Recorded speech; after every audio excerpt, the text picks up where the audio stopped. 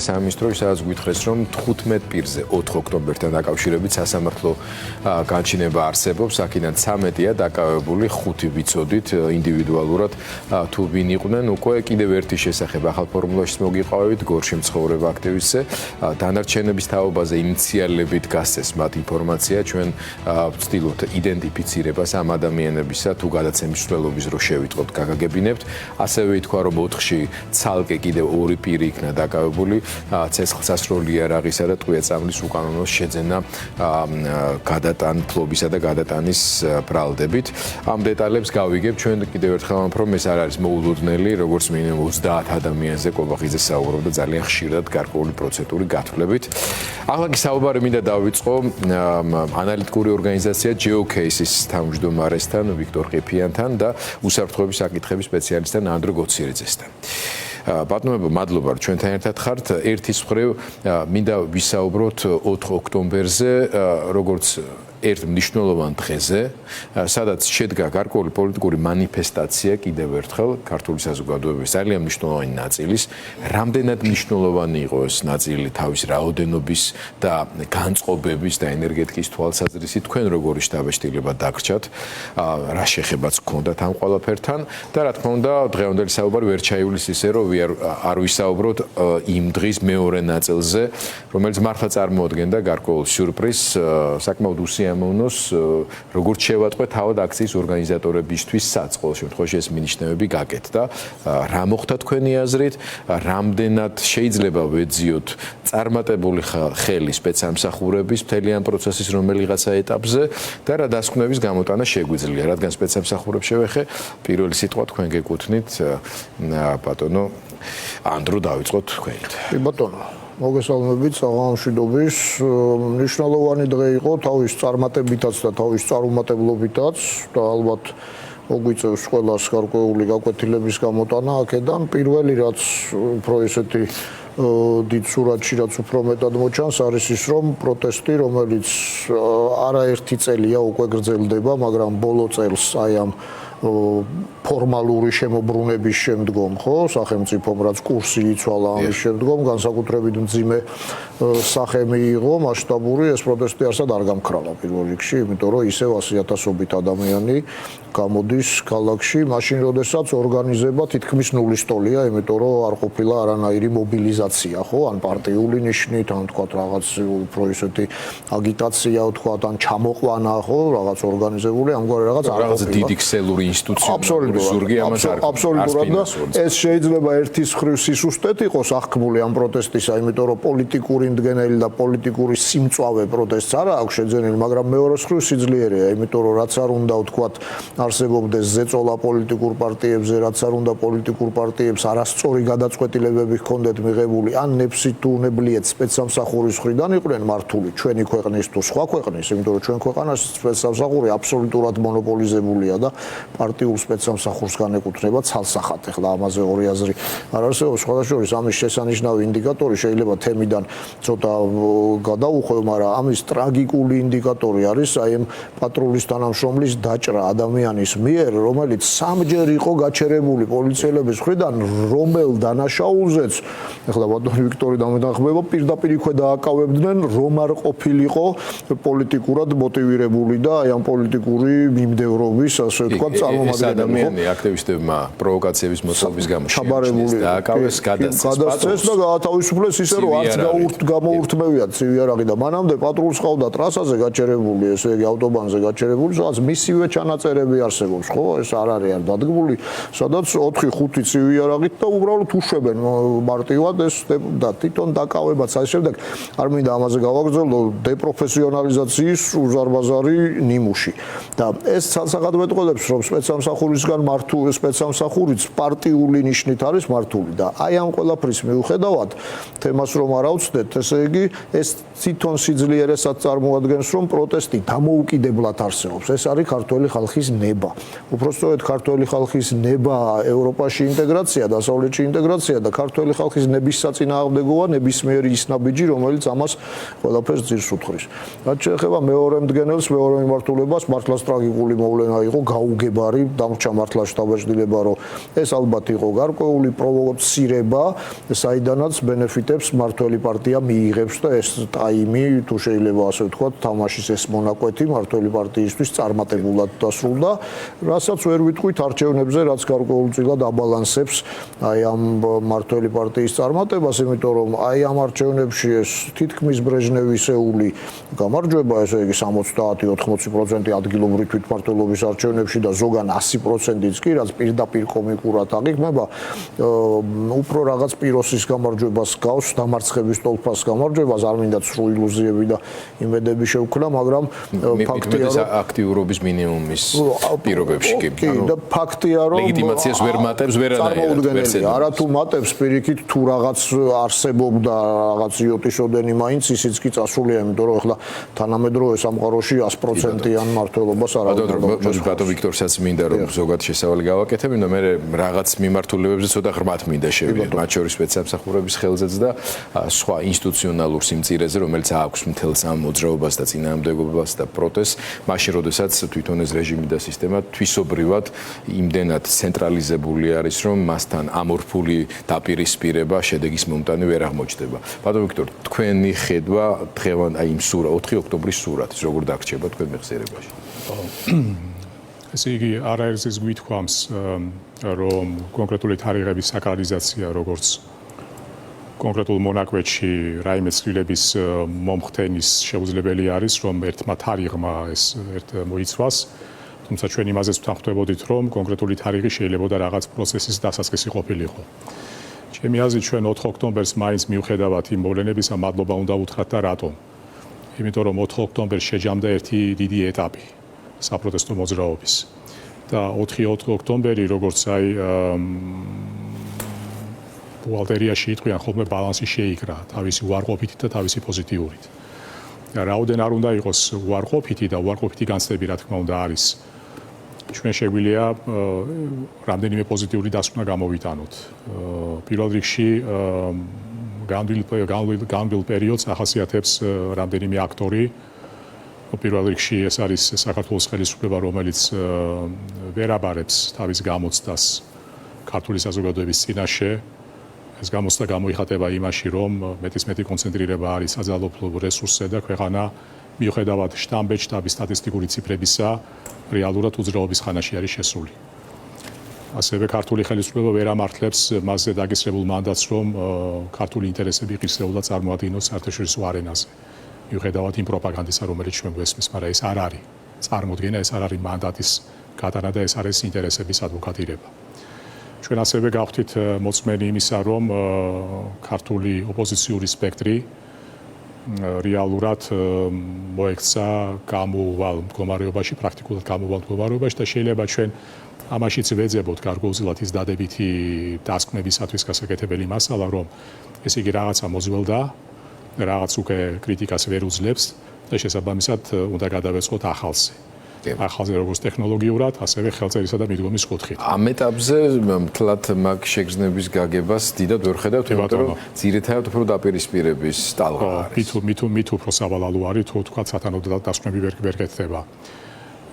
ჩვენ ასევე 4 ოქტომბრის აქციის ორგანიზატორებთან მიმართებაშიც არ ვიქნებოდი ზომაზე მეტად კრიტიკული.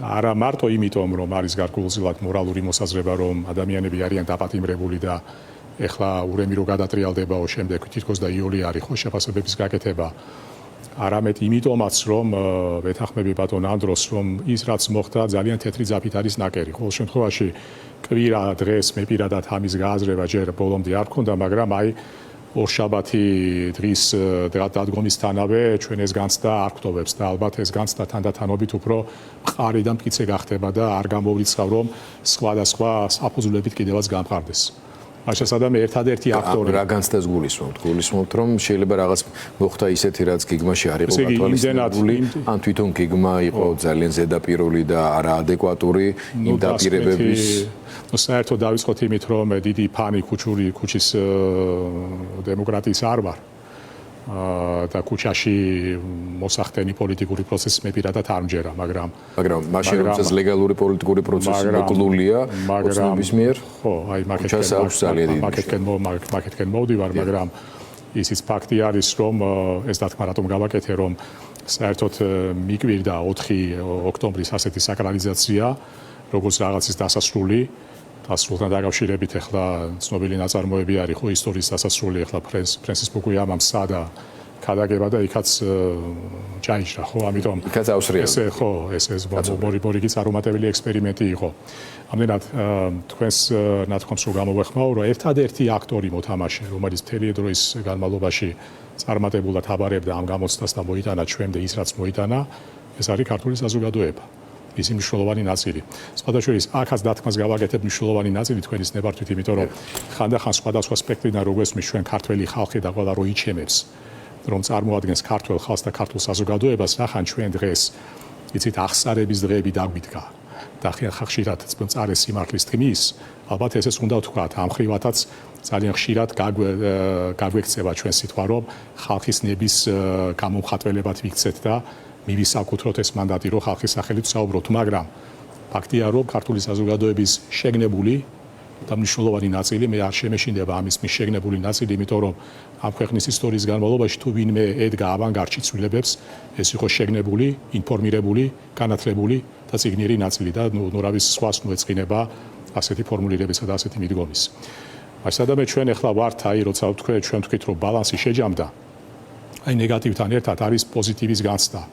რომ ის რაზედაც რაც ჩვენ გვივიძგებთ და წრეზე ვისათვის ეს დასრულდა. ეს უკვე კარგი ამბავი არის. მაშინ სადამე ახლა გადაწყობა ახალზე, იმიტომ რომ ჩვენ ხედავთ რომ ხელისუფლება, სახელმწიფო პარტია და ოპოზიციური პარტიები ფაქტიურად რაღაცა ჩაკეტილი წერე შეიქმნა, რომლისგანაც გამოსავალს არც ერთი და არც მეორე ვერ და არ ამჟღავნებს. ამდენად აი შეთავაზება არის ახლა ახალი თავის დაწერის, ახალი ფურცლის, ახალ ისტორიაში შესვლის, ჩვენ ასევე უნდა გავითვალისწინოთ ის, რომ სისტემა, რომელიც უპირისპირდება ქართული საზოგადოების იმ ნაწილს, არც ისეთი ბანალური არის, არც ისეთი მიამიტური არის. ჩვენ თქვით ეთერში დასკვნის სახით, რომ ეს სისტემა არ იკვებება მარტო შიდა რესურსით, იკვებება გარე რესურსითაც, ამიტომ ეს უკვე მოითხოვს გაცილებით გააზრებულ სისტემურ და გაცილებით ეს თქვათ გათვითცნობიერებულ მოქმედებათა ჯაჭვს. ზუსტად ამაზე მინდა რომ ჩვენი საუბრის მეორე ნაწილი დაუთმო, თუმცა მანამდე მაინც 4 ოქტომბერს მინდა დაუბრუნდე და ბატონ ანდროს ვკითხო, რამდენად გამართლებული და სწორი იყო ძალიან შეზღუდულ, ჩაკეტილ სივრცეში ამ უზარმაზარი ამბიციის მქონე დაპირებების ერთის მხრივ და მოსახლეობის მხარდაჭერის ექსპლუატაციის მინდობა. და მომავალშიც ხო იქნება ეს ყველაფერი და იქაც იქნება იგივე არგუმენტი, რომ თუ ყველაფერი წინასწარ თქვით და მით უმეტეს ამ რეჟიმის პირობებში და ასე შემდეგ, მაშინ ხო მარტივად გაანეიტრალებენ და ეს იყო ხო ძირითადი არგუმენტი.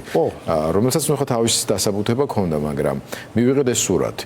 რამდენად გამართლებულია ეს ყველაფერი თანამედროვე ტექნოლოგიური, ასე თქვათ, შეღწევადობის სხვა ტიპის სპეცრესურსების გათვალისწინებით, რა უფრო სწორია ასეთ დროს გამჭვირვალედ, არგუმენტირებულად, სტრატეგიული ჩარჩოს შეთავაზება და დადება.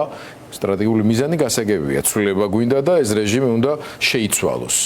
მაგრამ როცა ამას ზღუდავ დროში ერთის მხრივ და ზღუდავ გარკვეულწილად ლოკაციურადაც, რა შეიძლება ვთქვა დღეს უკვე დღევანდელი გადასახედიდან შეცდომების სად იქნა დაშვება? იცით, კი ბატონო, პირველ რიგში ხო პრაგმატული პოლიტიკა გულისხმობს დამდგარი შედეგებიდან გამომდინარე მსჯელობას. დამდგარი შედეგები დღეისთვის მიუხედავად იმ ემოციური მუხტისა, რაც საპროტესტო საზოგადოებაში ისევ არსებობს, მმართველ პარტიას აძლევს ხელს. ანუ უნდა ვივარაუდოთ, რომ სადღაც რაღაც შეცდომა იყო დაშვებული. გასაგებია, რომ დიდ პერიოდში, ხანგრძლივ მომენტში ეს ყველაფერი თავისას გააკეთებს მაინც ის ხელისუფლების მხრიდან გატარებული რეპრესიებიც, მაგრამ ამ მომენტისთვის ხელისუფლებამ მიიღო კარტ ბლანში, აქამდე ერთი წლის განმავლობაში მშვიდობიანად მიმდინარე პროტესტი, რაც იყო ამ პროტესტის ძირითადი ძლიერება და მათ შორის დასავლური მხარდაჭერის ძირითადი განმაპირობებელიც, ახლა მან მოახდინა ამ ყველაფრის გარდაქმნა უკვე რაღაცნაირად ძალადობრივ სახელმწიფო ინსტიტუტებზე. დააზიანა. ხო, დააზიანა. რომელთაც ექსპლუატირებს მაქსიმალურად. დღეისათვის ეს მოცემულობაა ბუნებრივია. შეუძლებელია. ხვალ დადასტურდება, რომ ეს ცხადი ასე არ იყო, იმიტომ რომ პროტესტი გაგრძელდება და ის მდგენელი ცალკე იქნება, რაც არის თქვათ იგივე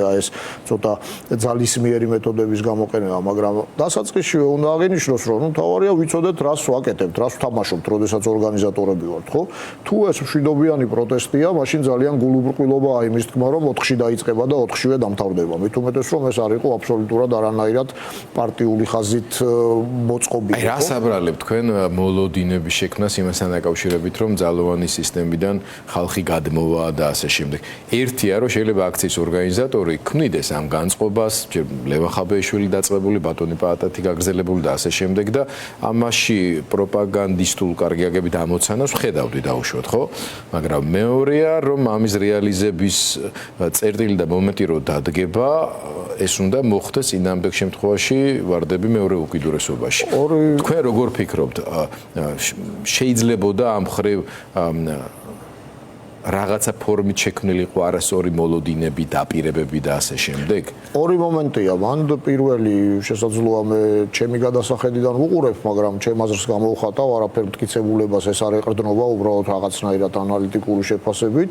პირველი მიმართულება ეს არის, რომ როგორც ჩანს სერიოზულად იმუშავა პროვოკაციამ, სერიოზულად იმუშავა შეცდომაში შეყვანამ, ზუსტად იმისთვის, რომ აი ამ ეს სახე მიეღო, აი ამ გამოსვლას, ამ მიტინგს, ამ მანიფესტაციას, რომ შემდგომ ხელფეხი გახსნოდა მთავრობას და ძალადობრივად ჩაეხშო ეს ყველაფერი და მეორეს მხრივ ალბათ საორგანიზაციო ჯგუფს დააკლდა პოლიტიკური სიმწიფე, პრინციპში ისინი არც არიან პოლიტიკოსები, იშვიათი გამონაკლისის გარდა და მათ სასურველი სადღაც მიიღეს, ასე ვთქვათ, რეალურად, იმიტომ რომ არანაირი ინდიკატორი იმისა, რომ თუნდაც ძალოვანი სტრუქტურების იმ ნაწილში, რომელიც მიტინგების დათრგუნვაზე და აი ამ საპროტესტო მუხტის დათრგუნვაზეა პასუხისმგებელი, არანაირი ინდიკატორი არ არსებობს ობიექტური იმისა, რომ იქ რაღაც დიდი რყევებია და იქ რაღაც აქეთ გადმოსვლის გარკვეული მომენტებია. ჯერჯერობით ამის ინდიკატორები არ არსებობს და სხვა შორის ამის ინდიკატორი რო გაჩნდეს, იმ საზოგადოებასთან მუშაობა ჭირდება და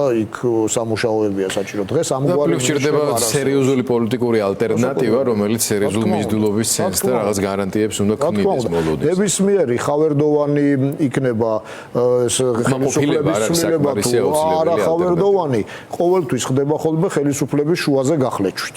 ხელისუფლება კი შუაში მხოლოდ მაშინ იხლიჩება, როდესაც არსებობს მეორე ალტერნატივა, სიმძიმის ცენტრი.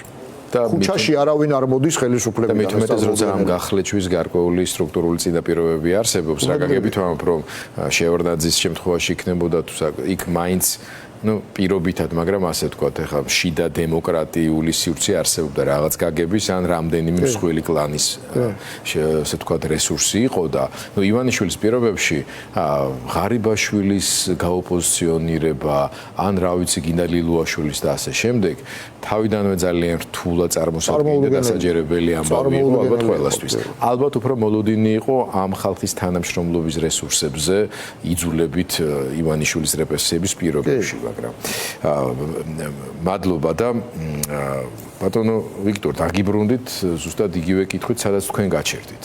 რა ადგილზეც გაჩერდით, რომ ყველა ვთანხმდებით იმაზე, რომ ეს რეჟიმი არ არის მარტო ადგილობრივი ავტორიტარული რეჟიმი. როგორც მინიმუმ მას ძალიან დიდი გულშემატკივრები ყავს მოსკოვში, რვილად რო ვთქვათ. ამის გამოხატულება დღევანდელი დღეც იყო თვითმმართველობის არჩევნების შედეგები, რომ ესე გაუხარდებათ მოსკოვში და იმ ქვეყნის ლამის პირველი პირები ამას აკომენტირებენ. წარმოიდგინეთ რა მასშტაბის ინტერესი შეიძლება და არსებობდეს საქართველოსთან მიმართებაში, რომ ოცნება მყარად იგრძნოს თავი, როგორც პროცესზე კონტროლის შემდარჩუნებელმა.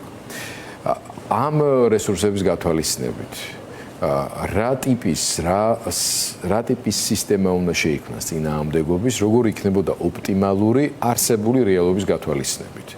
ეხლა ჩვენ არც ნელსონ მანდელა გვყავს, არ ზვიად გამსახურდია და იგივე მიხეილ სააკაშვილი დაუშვათ 2003 წლის, ხო? აი მიხეილ სააკაშვილიც რო იყოს გარეთ დღევანდელი მოცემულობა იმდენად შეცვლილია ბევრი სხვა ფაქტორის გათვალისწინებით, თავად ხელისუფლების ბუნების თვალსაზრისითაც შევარდნაძის 2003 წლის ხელისუფლების მდგომარეობასთან და ინსტიტუტების მდგომარეობასთან შედარებით, რომ სრულიად სხვა რაღაცა უნდა მომხდარიყო. აი რა შეიძლება იყოს ეს სრულიად სხვა თქვენი აზრით? ბატონო გიორგი, დავიწყოთ იმით, რაც თქვენ აღნიშნეთ, რომ და ჩვენ გვითქვამს თქვენს ეთერში, რომ ის რაც საქართველოში ხდება, ეს არ არის მხოლოდ ქართული ამბავი და ქართული ისტორია. ეს განიხილება ზოგადად რუსეთის საზღვრების პერიმეტრზე ევრაზიულ სივრცეში ძალთა ახალი გადანაწილების კონტექსტში. ერთხელ ეთერში ვთქვი კიდევაც თქვენთან, რომ ორი ბანაკი, დასავლური და არადასავლური, ემზადება გავლენათა სფეროების ახალი გადანაწილებისათვის. მოსვეშვის ეთერის შემდეგ ჩემმა კოლეგებმა კრიტიკის ქარცელში გამახვიეს, რა დროის გავლენათა სფეროები არის. სამწუხაროდ ეს რეალ პოლიტიკა, სხვა არაფერი არ არის თუ არა ძალის დომინანტი. და მით უმეტეს გავლენების დომინანტი, როცა შენ ძლიერთან ხარ სამეზობლოში, ეს გეოგრაფია გეოგრაფია არის ძალიან უცნაური რა, რომელიც განაპირობებს ჩვენს შესაძლებლობებსაც და ჩვენს შეზღუდვებსაც. და არც ერთი არ იქნება არასდროს ნეტო ბალანსით მოცემული. ყოველთვის ჩვენ SWOT-ის ანალიზის მიხედვით ვიქნებით, როგორ შევძლებთ ერთი მეორეში ვთარგმნოთ და რაც შეიძლება შეზღუდვები შევზღუდოთ და ვაქციოთ შესაძლებლობებად. ამიტომ იგივე უცხოელ დიპლომატებთან საუბრისასთან, უცხოელებთან ჩვენ ხშირად ვეუბნებით, რომ კი რა თქმა უნდა საკუთარ ბედზე პასუხისმგებელი უნდა იყოს პირველ რიგში ქართული საზოგადოება. მე არ ვარ განვეკუთვნები იმ კატეგორიას, რომელიც სანქციების სასწაულმოქმედი ეფექტის მოლოდინში არის, განცხადებების, იმიტომ რომ მე პირველ რიგში ვთვლი, რომ ეს არის ჩვენი თავმოყარეობის შელახვის საკითხი. და ჩვენ როგორ შევდგებით ერად, ჩვენ არ ვართ ცუდი ხალხი, მაგრამ ჯერჯერობით ვერ შევდექით როგორც წელში გამართული ერი. მათ შორის 4 ოქტომბერი კიდევ ერთხელ იყო დემონსტრირება იმისა, რომ თამოყვარე ერიც ვარ და პროტესტზეც გამოვდივარ და მიუხედავად იმისა, რომ შეიძლება ძალიან დიდი პრეტენზიები გქონდეს და არც ის მოლოდინები აღსრულების პერსპექტივაში, რასაც გვეუბნებიან, ვიცით რომ რაც საბრძოლოა იმისთვის ვიყავ. ბატონო, უბრალოდ მე ერთ დათქმას გავაკეთებ, რომ ერად ჩამოსახალიბებლად მარტო ქუჩის პროტესტი და საზოგადოებრივი ელემენტი არ გმარა. ეს არის მთელი ნაკრები კომპონენტები, რაც შენ გაქცევს ერად. ასე რომ მეგეთანხმებით აბსოლუტურად სწორი შენიშვნა არის. ეხლა ჩვენ ამდენად ხაზი რო გავაგრძელოთ, ჩვენ კიდევ ერთხელ უნდა ვთქვათ, რომ რა თქმა უნდა, ძირითადი ტიპის ცვლილებების ჩვენ მხარეს არის, მაგრამ როდესაც ჩვენ საუბრობთ ტექნოლოგიებზე და ახალ მეთოდოლოგიას და ნუ მოვერიდებით ამ სიტყვას, იმიტომ რომ ერთ-ერთი მინუსი შეჯამებული ეტაპის საპროტესტოსი იყო ის, რომ მეტწილად დაკარნახები იყო გულწრფელი, მაგრამ შიშველი ემოციებით. გარკვეულწილად ეს იყო დისიდენტური სტილი აზროვნების. და ეს დისიდენტური სტილი აზროვნების უკვე კარგახანია წარსულს ჩაბარდა. განსაკუთრებით მაშინ, როდესაც ძალაუფლება და ხელისუფლება უკვე არ არის დაკავშირებული კონკრეტულ შენობასთან, ანუ კონკრეტულ ინსტიტუტებთან. ახლა გავიხსენოთ 2013 წლის ფაქტურა. პარლამენტში შესვლა პრაქტიკულად უდრიდა ხელისუფლების ცვლილებას. დღეს ხელისუფლება ძალიან ამორფული გახდა. ის იმდენად მიმოფანტული არის, რომ ის ყველგან არის და არსად არ არის. ეს სხვა შორის სააკაშვილის ბოლო პერიოდის დროს გამოჩნდა ძალიან კარგად, როცა რუსთაველზე იყო უწყვეტი გადაკეტილი ამდენი ხნის განმავლობაში, პარლამენტი ფაქტობრივად არ ფუნქციონირებდა და ამ მთავრობას და სააკაშვილით შენივრად ინარჩუნებდა კონტროლ სიტუაციას. ეს დასკვნები იქიდანაც ყოფილი. და ამდენად ესე იგი კონკრეტულ შენობაში ან რაღაც ლოკაციაში გასხეულებული ხელისუფლება უკვე აღარ არსებობს. ეს არის თავარი დასკვნა, რაც ჩვენ უნდა გამოვიტანოთ, მათ შორის ქუჩის პროტესტების კონტექსტში. მე სხვა რამე მინდა კიდევ თქვა, როცა ჩვენ ესე ვთქვათ ახალ თავზე ვსაუბრობთ, ჩემი აზრით ეს ახალი თავი ახლა არის მნიშვნელოვანი კიდევ რით, ეს იქნება თავი, რომელიც გაჟღენთილი იქნება განწყობათა თეორიით, რომელი მხარე როგორ მართავს ემოციებს.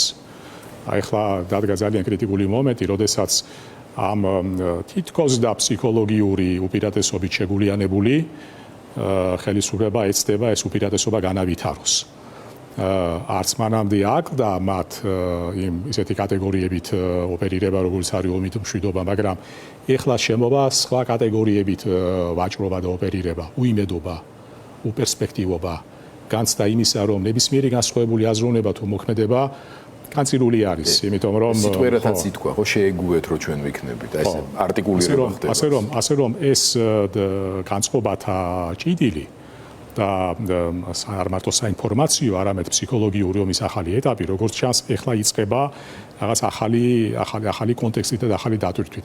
აი ამისთვის მათ შორის ჩვენ უნდა ვიყოთ მზად და როდესაც ჩვენ მზაობაზე ვსაუბრობთ და ვთქვით, რომ ერთ-ერთი ნეგატივი შეჯამებული ბალანსის და დასრულებული ეტაპის არის ის, რომ ჩვენ და სამწუხაროდ ოპოზიციურმა სპექტრმა ვერ ჩააბარა ის გამოცდა, რომელიც მას უნდა ჩაებარებია და ვერ ისარგებლა იმ ძალიან დიდი მანდატით, რომელიც მნიშვნელოვან წილს ქართული საზოგადოების მისთვის ჰქონდა მინიჭებული, აი ახლა ეს ვაკუუმი შექმნილი, რომ არ შეივსოს იმედგაცრუებით. მანამ სანამ ეს ოპოზიციური სპექტრი ან გადაწყობას მოახდენს, ან ახალი ძალები გამოჩნდება, ახალი არა სახეობრივად, არამედ თვისობრივად და თქვენ აბსოლუტურად სწორი თქვით. ქართულ პროტესტს არასდროს არ აქდა ოპოზიციური პარტიების სიმრავლე, მაგრამ აკლდა ალტერნატივა. ალტერნატივა მარტო დღევანდელის გადაწყობა არ არის. ხვალიდელში გაბმული და გამავალი ხიდიც არის. ალბათ ალტერნატივა მათ შორის ამაშიც უნდა გამოიხატებოდეს, რომ ის არა მარტო მედლის მეორე მხარის რეპლიკა უნდა იყოს და ოპოზიციურმა პარტიებმა, ზოგიერთმა პარტიამ ფაქტიურად ქართული ოცნების 2.0 ვერსია შექმნა. დაწყებული მათი სტრუქტურით, სუბორდინაციით, დაქვემდებარებით, პარტიული ლიდერშიპისადმი დამოკიდებულებით, მოდით, ესეც უნდა, ესეც სამგლოვ პარტიებს აქვს ცდელობა განსხვავებული ევროპული ესეც თქვათ, ეხლა როდესაც იგივე მუნიციპალურმა არჩევნებმა ჩაიარა მე მიკვირს ძალიან ხა არაფერი პირადი რა თქმა უნდა, მაგრამ ჩვენ ხო საქმის ინტერესებიდან გამომდინარე ვსაუბრობთ, რომ მსხვილ ქალაქებში არ იყო ძლიერი კანდიდატები წარმოდგენილი. დღეს ეს შეგვიძლია ჩვენ უკვე ვთქვათ, ეს მით უმეტეს გასაკვირი არის, როდესაც ჩვენ გვესმოდა განცხადება, რომ ეს არ იყო ჩვეულებრივი არჩევნები. ეს იყო ფაქტიურად რეფერენდუმის თვალფასი. ამდენად აი ესეთ ამ ვაკუუმში ახლა მთავარი არის ეს ვაკუუმი არ შეავსოს ამ უიმედობის განცდამ. აი თქვენი მოვალეობა, ჩვენი მოვალეობა არის, რომ მიუხედავად იმისა, რომ თქვენ ხართ მედია, მიუხედავად იმისა, რომ ჩვენ ვართ ანალიტიკური ცენტრი, ჩვენ ფაქტიურად ვალდებული ვართ. იმაზე მეტი მისია ავიღოთ საკუთარ თავზე და შეიძლება ასე ვთქვათ რა, რომ მიუხედავად რომ მედიის კანონით რეგულირდება არასამთავრობო სექტორი შესაბამისი კანონმდებლობით, მაგრამ გარკვეულწილად ვიმოქმედოთ და ვიაზროვნოთ როგორც პოლიტიკურმა სუბიექტებმა. ესეც ალბათ ერთ-ერთი ესეც ჩვენს ნაწილში ცოტა სარისკო რამ არის. ესეც თქვენს ნაწილში სიამოვნებით შეგიწყობთ. ხო, მე თქვენ არ გაგისრებთ მაგ მოვალეობას, მაგრამ მეგონი აქ არის კიდევ ერთი მნიშვნელოვანი კომპონენტი, რომელიც თავში ახსენეთ და აქაც მაინც დავურთოთ აუცილებელი, ეს არის რუსთაველის გამზირზე უწყვეტი პროტესტის შენარჩუნება, სწორედ იმისთვის, რომ ეს მაჯისცემა აქვს ამ წინააღმდეგობის მოძრაობას და 4 ოქტომბრის მეორე ნაწილს ის არ გაუჩერებია, ამისთვის ეს მნიშვნელოვანია, სანამ სისტემურად რაღაცა ახალი დაიწყებს ჩამოყალიბებას. მე ერთ დათქმას გავაკეთებ, რომ ბატონი ანდროს თუ არ წავიღო, ქართულმა ოპოზიციამ ისევე გარიღა მერიტოკრატიული ელემენტი საკუთარი რიგებიდან, როგორც ეს გააკეთა ქართულმა ოცნებამ. ამიტომ მერიტოკრატიის დაბრუნება, მათ შორის კვალიფიციური მედიის ხარჯზე, მე სწორედ ეს ვქონდა მხედველობაში. ანალიტიკური ცენტრების ეს უნდა იყოს ერთ-ერთი შემავსებელი ქართული აზრის, პოლიტიკური აზრის გათანამედროვეებისა და მისი გამობილურების.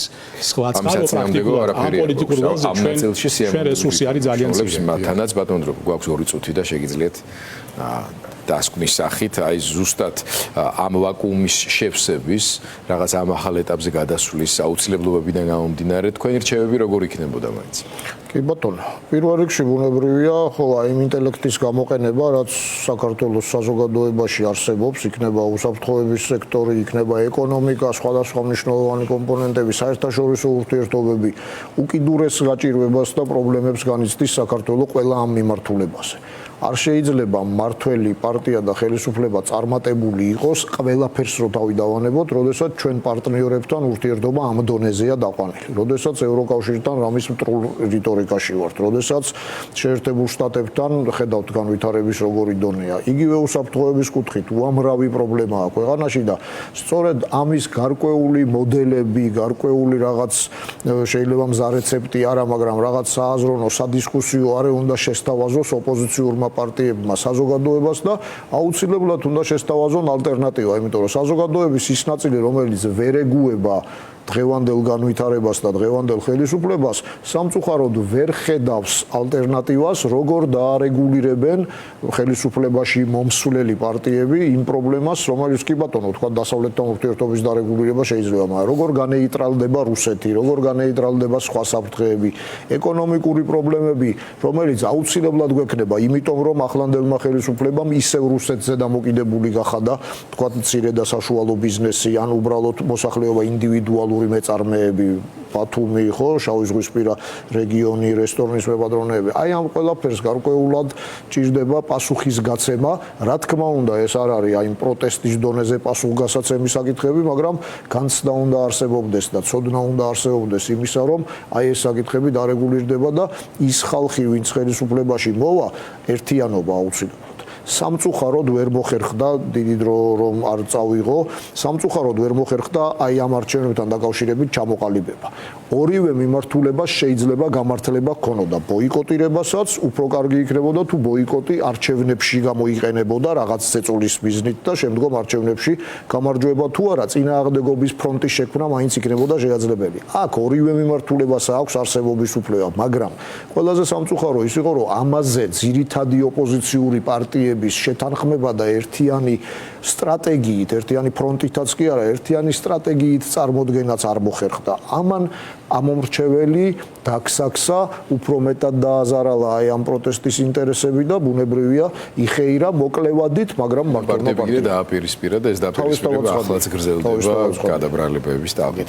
მადლობა ძალიან დიდი ვიქტორ ყიფიანს, ბატონ ანდრე გოცერიძეს. აქ დავამთავროთ. მე შეიძლებოდა უკვე ჩვენი ჟურნალისტების მიერ ნაწილობრივ იდენტიფიცირებული სახელები და გვარები მეხსენებინა იმ 15 დაპატიმრებულიდან, ანუ 15-დან 2 არ არის დაპატიმრებული ძებნაშია, აქედან 6-ის ვინაობა ვიცით, 5 ორგანიზატორები და 1 ფიცხელაური, რომელიც აიყვანეს გორში. 3 დანარჩენზეც პრინციპში უკვე ვიცით, მაგრამ მე მაინც თავ შევიკავებ, სანამ გადავამოწმებთ ბოლომდე. ხვალ დილით შეიძლება დღეს უკვე ღამით ჩვენ ციფრული პლატფორმების მეშვეობით ეს ფორმულას მიერ იდენტიფიცირებული დაკავებული პირების შესახებ უფრო მეტი ინფორმაცია მოგაწოდოთ. სწორედ ამის გამო განაგზეთ ფორმულას ყურება და თვალიადევნებთ ახალ ამბებს მათ შორის ჩვენს სოციალურ პლატფორმებზე. მადლობა, ნახვამთ, შევხვდებით 4 შაბათს.